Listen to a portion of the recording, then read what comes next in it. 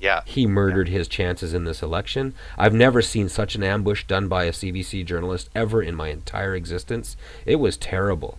And Okay. unfortunately, people won't be able to see the visuals. And again, I'll go and post those up on the Opposition Radio Facebook group. Yeah. And I really suggest that later on people watch the body language. Yeah. And just really quickly before we go into it too, the one thing I'd like to say about the Ignatieff is doing just a quick bit of analysis.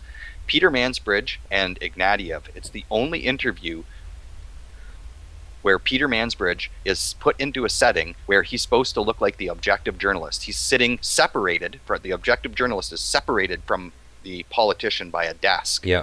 And it's a very formal journalistic setting. And it's totally different than the setting used for both Jack Layton and the setting exactly. And let me I think it's important for me to explain beforehand how this starts off with Ignatieff. Is Stephen Harper jumps right down his throat right off the bat. There's no niceties, no nothing. Like, he starts with Layton and Harper. They're like buddies. You know what I mean? Mm-hmm. With Mansbridge and Ignatieff, Mansbridge jumps right down his throat right away and accuses him of breaking his promise to bring a new civility to Canadian politics. Mm-hmm. As in, Ignatieff had promised not to go negative, not to do any of that crap that Harper and the Conservatives always do, and people accept them for it. But since Ignatieff promised not to do it, and then during the campaign I guess his hand was forced, he had to go negative, and Mansbridge jumps on him. He said, "You promised not to go negative." It's not like, everyone else is going negative, and I guess you should do it too. It's just like everyone else is going negative, but you promised not to, and you are.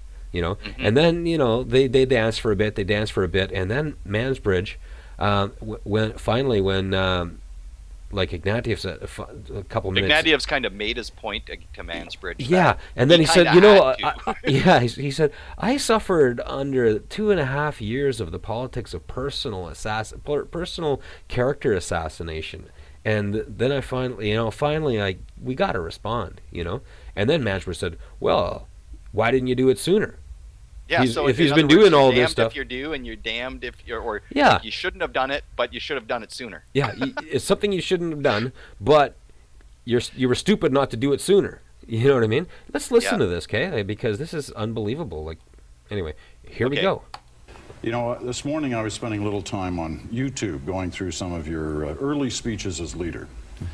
And I found there was kind of a consistent message in the first things you were telling Canadians, that you were promising, a new kind of politics, new civility, end to the spite and spin of the old political game. How do you square those early promises with the kind of campaign you've been running, especially in the last week, especially the television ad campaign that you're running? I think we have to be tough. I think we have to frame up the issues. I think Canadians want to know what the choice is on May the 2nd, so that's the first thing. I think the other thing is we've run a very positive campaign in the sense we are trying to do it differently. I'm up in open mic town halls every night of the week pretty well, and been doing this not just in the campaign, but over the last 2 years. I don't think Mr. Harper's taken an unscripted question from a Canadian in 5 years. Well, there's no doubt that you've been doing the town halls. You have a very positive message out of the gate, but it seems in the last few days that's turned a bit. There's the Rise Up speech. I want to talk about that in a moment. But the television ad campaign, I assume you see these television commercials before they go on the air?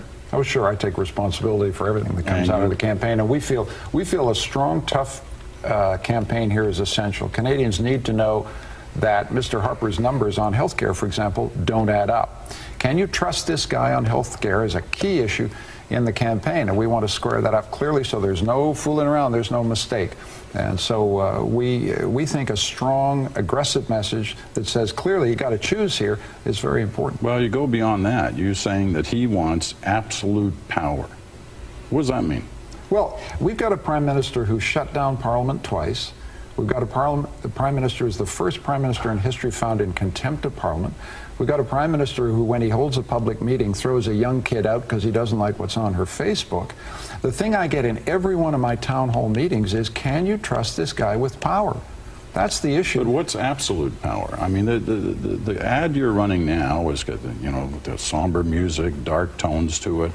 There's a lot of fear in that ad, and the keywords are absolute power. That's what Stephen Harper wants.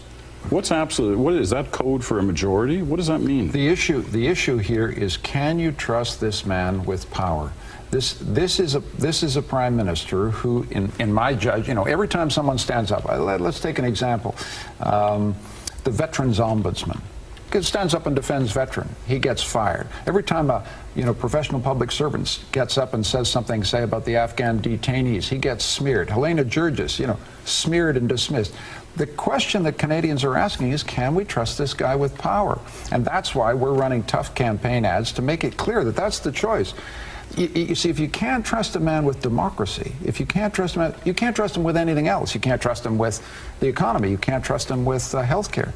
And so we think it's wrong. And, also, hey, let's have a reality check here. I've had 2.5 years of the politics of personal assassination from these guys. I think it's important to stand up and fight for what we believe too. What's the worst? Well, why didn't you? I mean, if he was running ads against you for 2.5 years, you never responded to them. What is the worst thing that he said about you? There you have it. You see how Mansbridge at the end they just twisted it on him? Like, he had him on his heels the whole time, saying, you've gone negative, la la la, and made him seem paranoid for painting Stephen Harper as someone you can't trust with absolute power. You notice how Stephen Harper was making Ignatieff seem like he was paranoid about or Mansbridge was making Sorry? Peter Mansbridge? Yeah, Mansbridge was making Ignatieff seem like he was paranoid about a Harper majority. Mm-hmm. Anyway. Well, and the curious thing about these two guys, and I think I mentioned this when we were talking last night, is both of these guys, they come from the same world. These are both people who have been invited to Bilderberg meetings, and they, like Ignatieff, he, like you said, when you saw that look on his face, he knew what was happening to him right at that point, at around the 3:44 mark in that interview. Yeah. Yeah, and he starts nodding. He starts nodding and blinking like a dummy. Like and you could just see in his eyes. Like he was like thinking, "Holy shit, this is an ambush."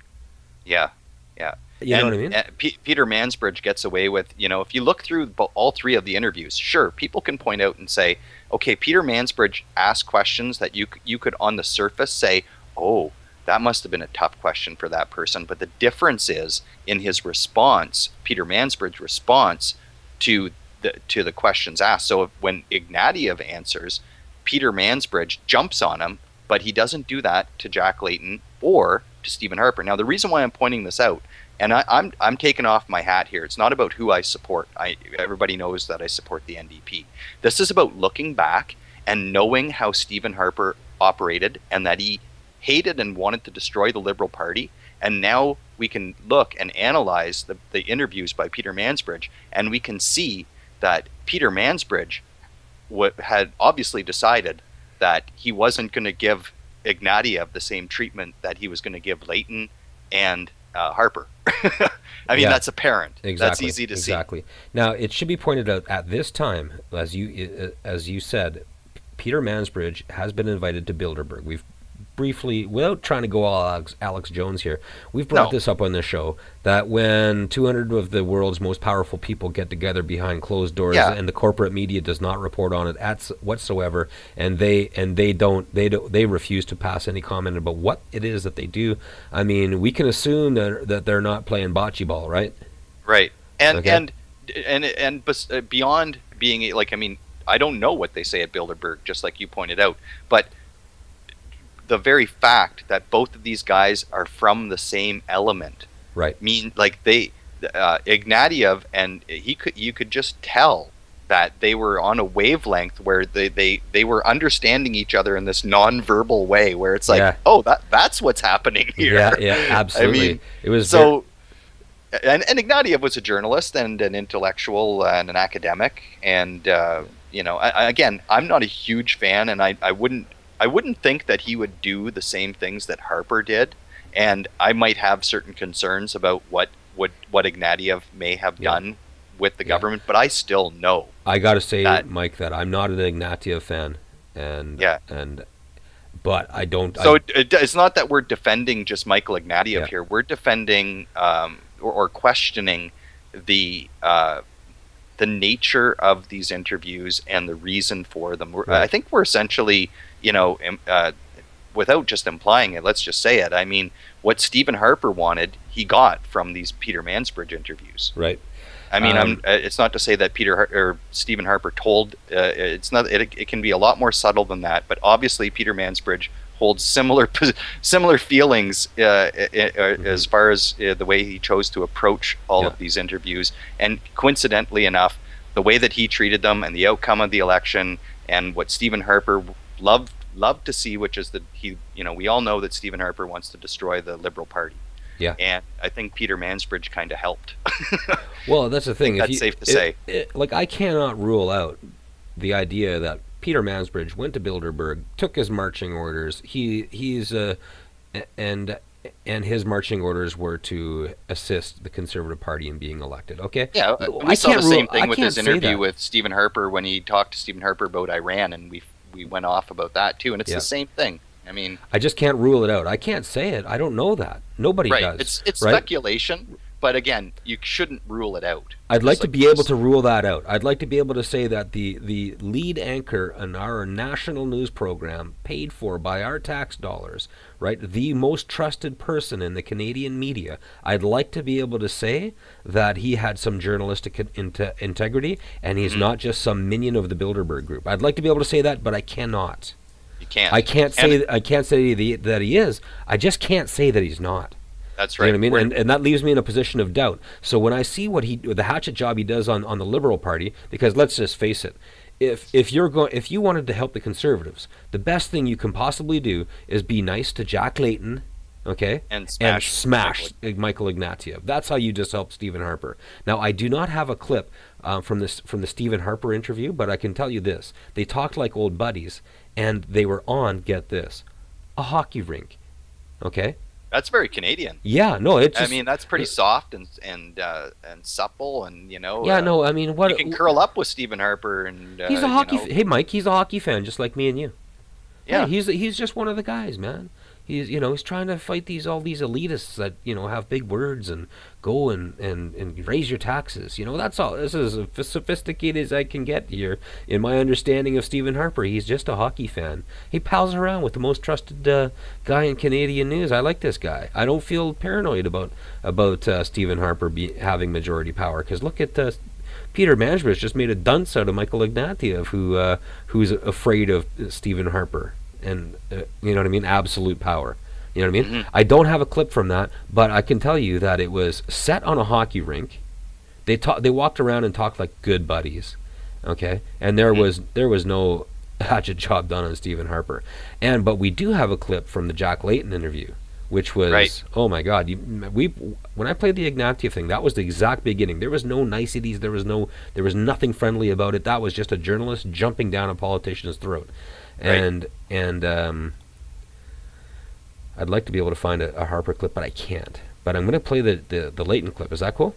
Yeah, sure. There's another interview from Harper that's got to be in around the same time. Yeah, and we can play that. I just want to be real clear that it's not the one. It's not the right. It's not. It's from shortly before the campaign.